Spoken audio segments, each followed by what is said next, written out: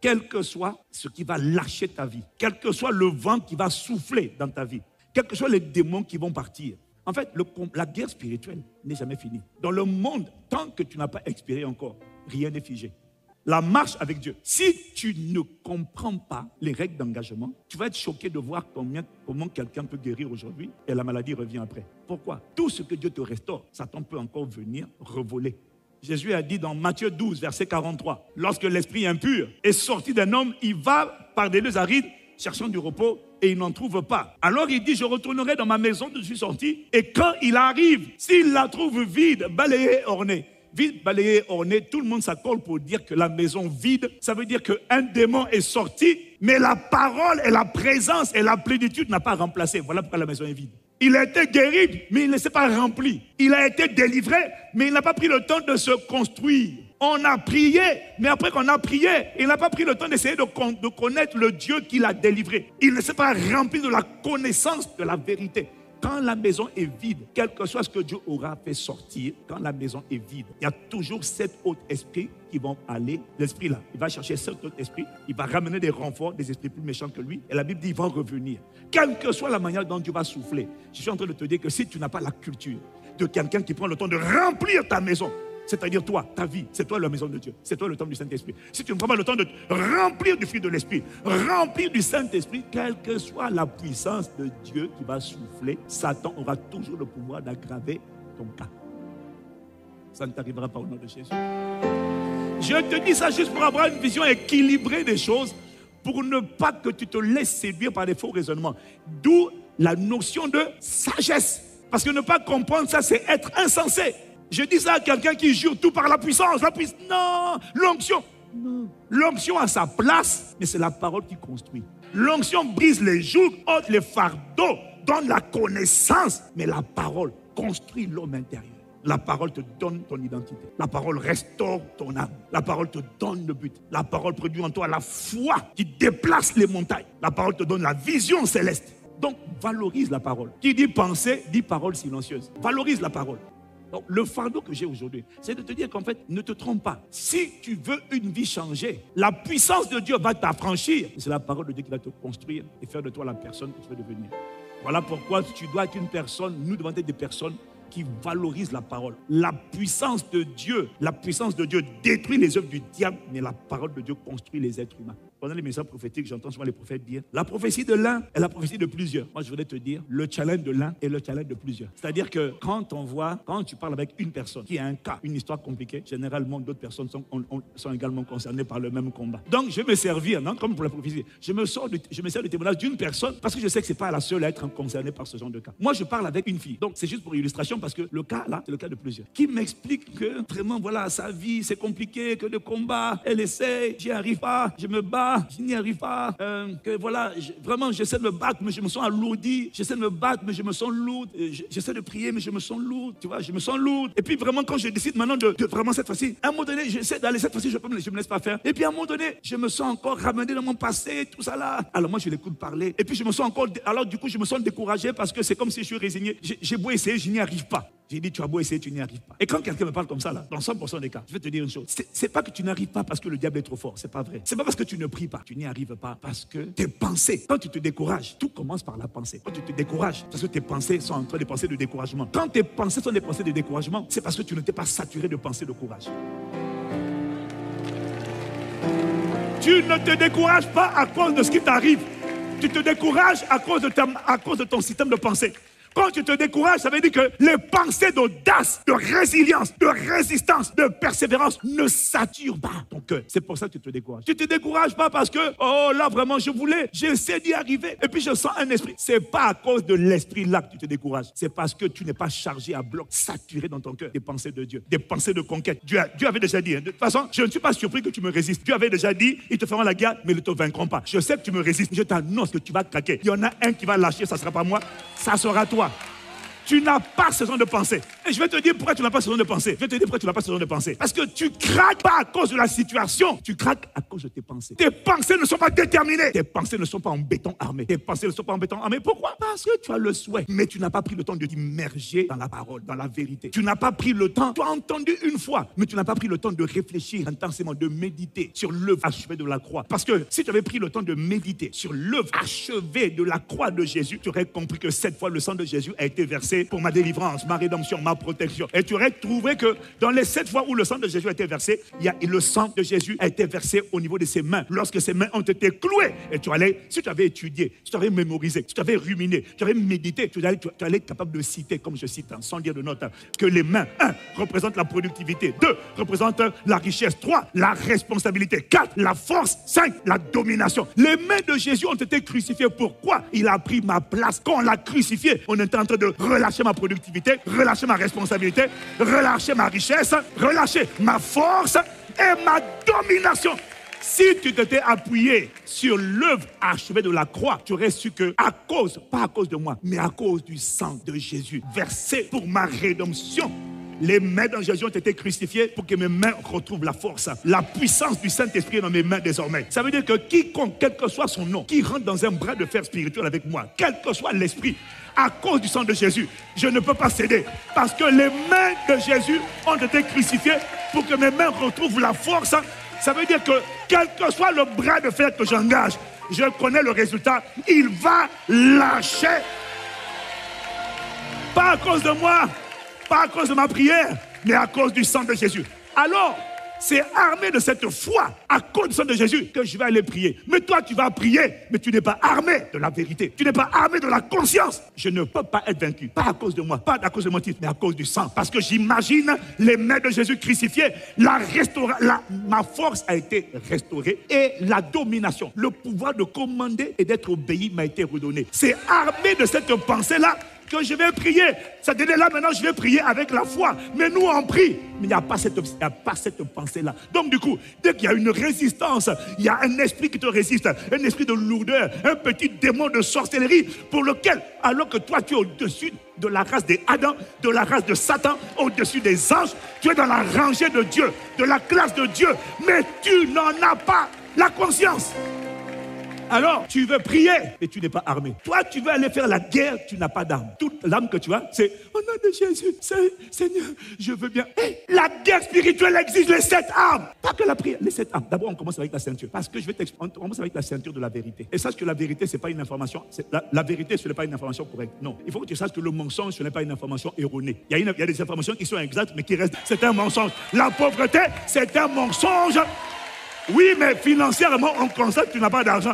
Je t'annonce que c'est un mensonge. Parce que la vérité, le mensonge, c'est une arme. C'est la première arme avec laquelle Satan gouverne la terre. La première arme de Satan, c'est le mensonge. La Bible dit, Jésus a dit qu'il est le menteur et père du mensonge. La première arme de Satan, c'est le mensonge. Sa deuxième arme, la plus puissante, c'est la peur. Voilà pourquoi, face au mensonge, tu te dis que tu es faible et tu vas aller combattre un esprit. Comment tu vas aller combattre? Il t'a menti. La première arme de Satan, c'est le mensonge. L'arme qui tient tête au mensonge, qui annule le mensonge, c'est pas la prière, c'est la vérité. Mais quand on l'a pas, c'est toi, je te dis, le combat de l'un, c'est le combat de plusieurs. Tu veux prier, mais tu n'es pas armé.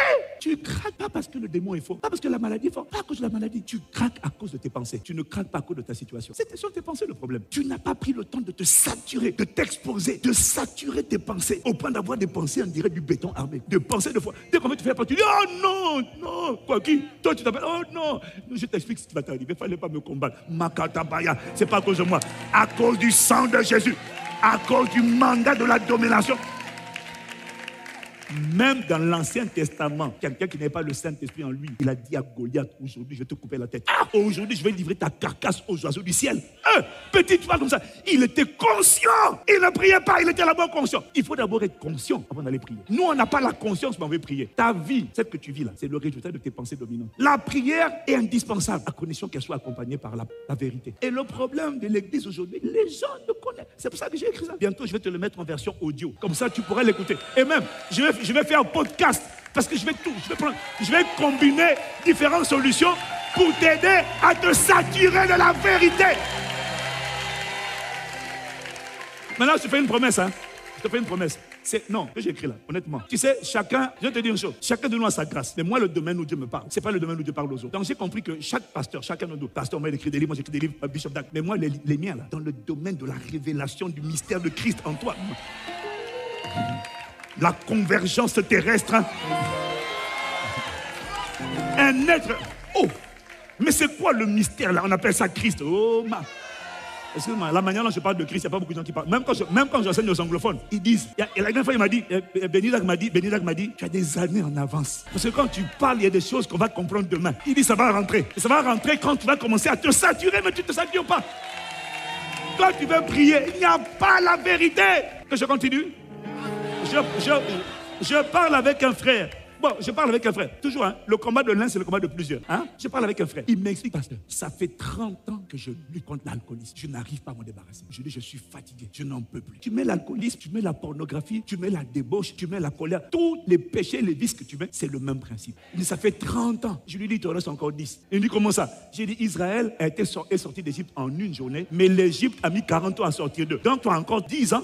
Je ne te dis pas de tenir 10 ans encore. Mais je te dis que ta marche là, au bout de 40 ans là, si tu es encore dedans, c'est que c'est grave. Mais par contre, je vais te dire, j'ai dit, mais ton problème, j'ai dit, écoute, j'ai dit, qu'est-ce que tu attends de moi? Il me dit, une prière. Ça fait longtemps qu'on prie pour toi. Donc, c'est pas la prière qui va te changer. Tout le monde a prié, c'est pas ça qui va te changer. Tu n'as pas besoin d'une prière. J'ai dit, moi, je sais comment sortir de là. Alors, je vais te dire une chose. La solution est simple, mais la mise en pratique est difficile. Mais sinon, quand je dis simple, ça veut dire qu'il n'y a pas de mystère. C'est d'une simplicité extraordinaire. Il me dit, en bon? Il me dit, j'ai fait le psychologue, j'ai fait les cures. J'ai dit, mon type, ça va rien changer. Ça va rien changer. Je vais te dire le problème de fond. Que je te dise, je vais te dire le problème que tu as. Ton problème, tu as un problème de portrait de toi. 30 ans de combat. 30 ans de combat et tu n'as toujours pas gagné. Ça veut dire que tu te vois, vision laser et infrarouge, tu te vois comme une sauterelle et tu vois l'esprit de l'alcool, la forteresse de l'alcool, comme un géant qui te mate, comme un geôlier qui t'enferme depuis 30 ans.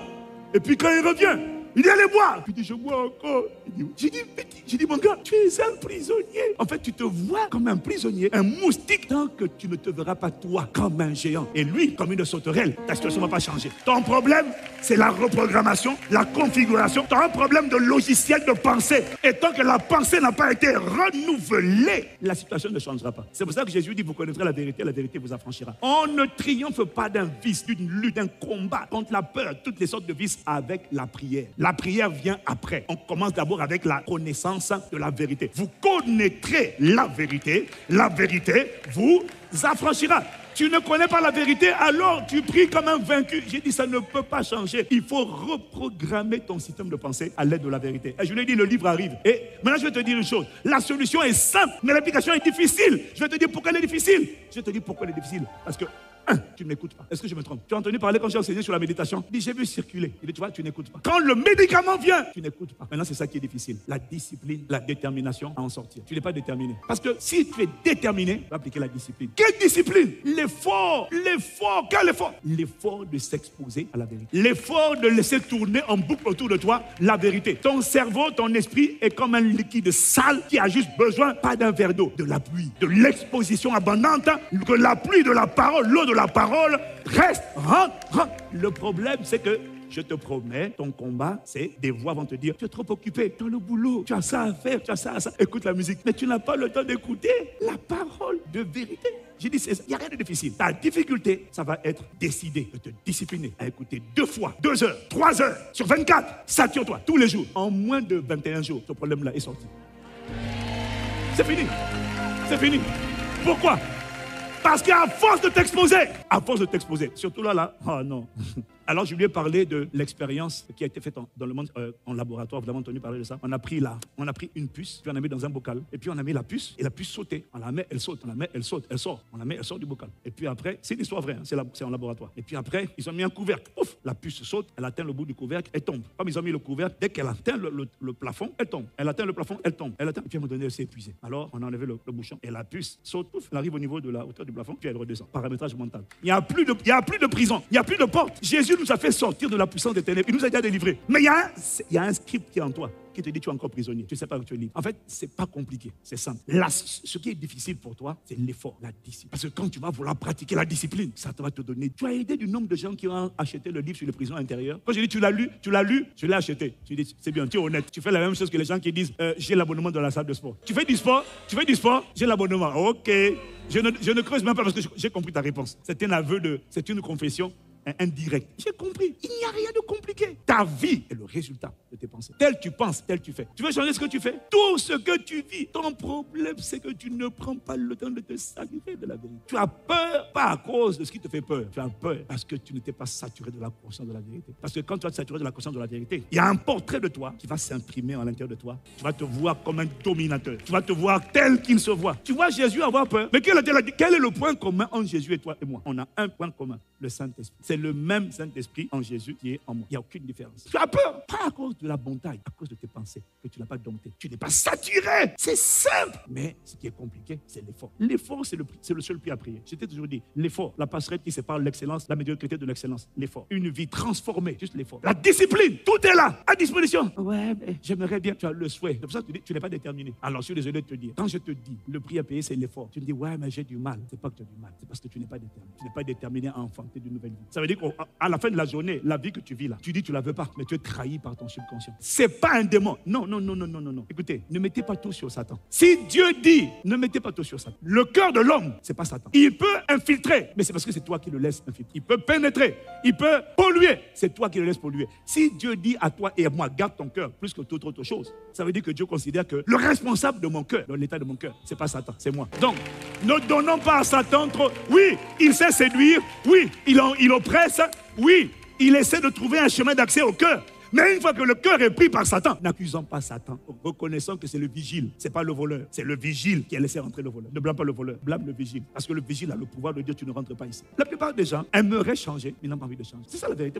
Sois honnête. Comme tu dis, ouais, mais je suis là. On te donne le protocole, le traitement, le remède, tout est là à disposition. Tu dis, ouais, mais... Donc toi, maintenant, il faut prendre le médicament, il faut mettre dans ta bouche. Mais même quand on met dans ta bouche, tu sais qu'il va falloir l'avaler. On ne peut pas te forcer à avaler. Tu n'es pas déterminé. Arrête de dire non, le péché, le problème... Non. C'est faux, tu n'es pas déterminé. Et quand quelqu'un n'est pas déterminé, alors il faut prier pour la personne seulement que... Ça veut dire qu'en vérité, elle est résignée. Et puis quelque part, tu aimes ta vie. Tu aimes souffrir, tu aimes être oppressé, harcelé, être vaincu, pratiquer le péché, déshonorer le Saint-Esprit. Tu aimes ça en fait. Ah, mais j'en ai marre. Non, quand tu auras marre, viens me voir. Oui, non, tu n'en as pas marre. Tu n'es pas déterminé. Parce que moi, j'ai vu les gens déterminés. Tu as vu les gens malades, comment ils sont prêts à tout pour rester en vie. Il y a des gens, tu vois, ils se baladent avec des machines. Frère, papa, tu peux mourir si tu veux. Tu peux laisser... Non. Il va se balader avec des bouteilles d'oxygène, des trucs. Tout ça pour rester en vie. Normalement, il y a des gens. Les gens sont prêts à faire ce qu'ils n'aiment pas, juste pour un type de vie. Au lieu de perdre la vie, il est prêt à tout. Il est prêt à se balader avec des poches de transfusion. Il est prêt à se balader avec des sondes, avec des trucs. Il est prêt à se balader avec des prothèses. Il est prêt à tout tant qu'il reste en vie. Pour la vie, les gens sont prêts à tout. Toi, quand c'est pour la vie, là, tu acceptes aussi. Je vais faire dialyse, je vais faire ci, je vais faire ça. Ça me fatigue, mais je vais le faire. Pourquoi? Tu as envie de rester en vie. Maintenant, pour enfanter une nouvelle vie, qui est plus glorieuse que... Laisse, arrête de m'embrouiller. Il y a une vie qui existe de payer un prix. Tu ne vas pas payer le prix. Mais tu aimerais une prière, tu aimerais qu'on prie pour toi. On va prier, mais je te dis que ce qui va sauver ta vie, ce n'est pas la prière, ce sont les paroles, les pensées. Même si la prière agit, tes pensées passoires vont laisser revenir ce que tu avais chassé. Ta vie est la somme de tes pensées. Si tu veux te faire tu veux te rendre sature-toi des pensées. C'est simple, mais c'est l'effort. Les gens ne veulent pas. Moi, j'ai vu comment les femmes sont prêtes à tout pour enfanter. Elle est prête à prendre du poids. Elle est prête à trouver des traitements hormonaux. Son corps change, elle s'en fout. Ce qui va là, c'est le bébé. C'est pas grave. Tu as grossi. Bébé. Maintenant, pour faire sortir cette vie-là qui est en toi, tu me dis non, c'est dur. C'est pas dur. Tu as un problème de détermination. Ce n'est pas un problème de démon. Et c'est pour ça que ce genre de personnes-là, c'est bien d'être dans des atmosphères où on a soif de Dieu. Parce que quand tu t'exposes à la... Et puis malheureusement encore, alors l'autre problème encore, c'est que quand on dit prière, elle n'est pas là. Donc tu n'écoutes pas la parole là où Dieu est présent. Parce que si tu t'exposes, même quand tu es lourd, même quand tu n'y arrives, quand tu t'exposes dans l'environnement de la présence de Dieu, le Saint-Esprit va faire un travail. De la même manière qu'il se mouvait au-dessus de la surface des eaux, il va se mouvoir sur ta vie. Même quand tu es fatigué. C'est pour ça que je te dis une chose. Même quand tu te sens fatigué, nonchalant, épuisé, tu en as marre, viens dans la présence de Dieu. Viens dans la présence de Dieu. Viens à l'adresse de la prière. Ne reste pas dans ton coin. Même si tu dis, pasteur, aujourd'hui là, je me sens dans un état léthargique. Pasteur, tu as raison. Je n'ai aucune motivation. Je me sens juste vide. C'est parfait, c'est bien. Mais reste dans la présence de Dieu. C'est là. C'est pas grave, même si tu ne parles pas, reste là. Nous, on va parler. Nous, on va prier. Nous serons les 4 amis du paralytique. Saint-Esprit, j'ai besoin. Maya loro balande la maro shayane.